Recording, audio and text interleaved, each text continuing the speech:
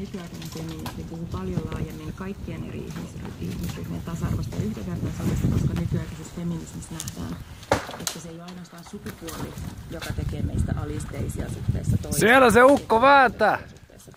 Vaan että näitä eroja kaataa puu siihen minun päälle. Niitä voi olla myös niitä voi olla esimerkiksi luokkatausta, myös koulutustausta ja sitten toisaalta tai just, että myös en mene auttamaan, että saa YouTubeen koko pätkä.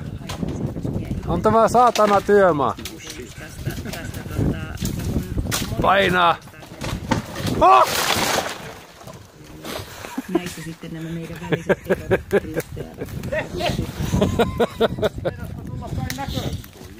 Meinasit tubettaa ja sitten teilata siinä. Tiedätkö mikä on YouTube? Mihin sä meinataan risut jemmata? Huutaa mua risu!